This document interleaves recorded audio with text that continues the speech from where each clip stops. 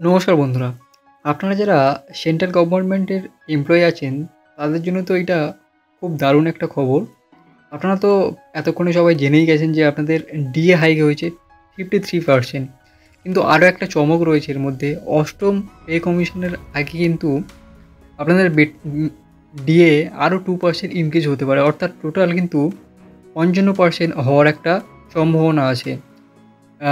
তো সমস্ত ডিটেল এই ভিডিওতে আলোচনা করব। ভিডিওটি অবশ্যই শেষ পর্যন্ত দেখবেন এবং কমেন্টে অবশ্যই ডিএ লিখবেন, কারণ এই ভিডিও যেন অথরিটির কাছে পৌঁছায়, তাহলে কিন্তু আপনাদেরই সুবিধা হবে। আর আরেকটা ব্যাপার হচ্ছে যে এই যে 53% ইনক্রিজ হয়েছে, সেটা আপনারা টোটাল কত বেতন পাবেন সেটাও কিন্তু এই ভিডিওতে ক্যালকুলেশন করে দেখাবো। তো ভিডিওটি অবশ্যই শেষ পর্যন্ত দেখবেন। দেখুন, বর্তমানে কেন্দ্রীয় সরকারি কর্মচারীরা বেতন, তাদের মূল বেতনের 53% ইনক্রিজ হয়েছে, আপনারা এটা জানেন। সাম্প্রতিক প্রতিবেদনগুলোতে ইঙ্গিত দেয় যে এটি 2% বৃদ্ধি পেতে পারে, যার ফলে ডিএ 55%-এ পৌঁছতে পারে। এই সম্ভাব্য বৃদ্ধি সপ্তম বেতন কমিশনের সুপারিশের সাথে সামঞ্জস্য।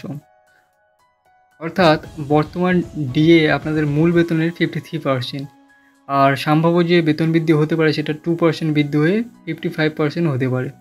আর এটা কিন্তু কার্যকর তারিখ হচ্ছে 1 জানুয়ারি 2025 থেকে।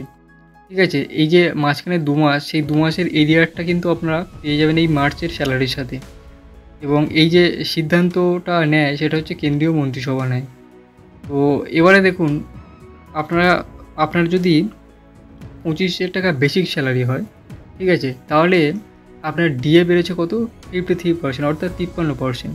তো 25,000-এর 53% হলে আপনার দাঁড়ায় হচ্ছে 13,250 টাকা। তাহলে আপনার মোট বেতন কত হলো? 25,000 প্লাস 13,250 টাকা, অর্থাৎ 38,250 টাকা কিন্তু আপনার টোটাল বেতন হবে। অর্থাৎ মার্চ মাসেই কিন্তু আপনি মার্চ মাস থেকে এই বেতনটা পাবেন।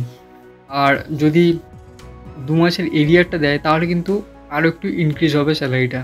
ঠিক আছে, আর এই যে ডিএ হাইক, এটা কিন্তু প্রত্যেক বছর দুবার হয়, জানুয়ারিতে হয় এবং জুলাইতে হয়। এটা আপনারা প্রায় সবাই জানেন। তো 8 পে কমিশনের হওয়ার আগে কিন্তু আরও 2% ইনক্রিজ হতে পারে, এটাও কিন্তু একটা বড় খবর।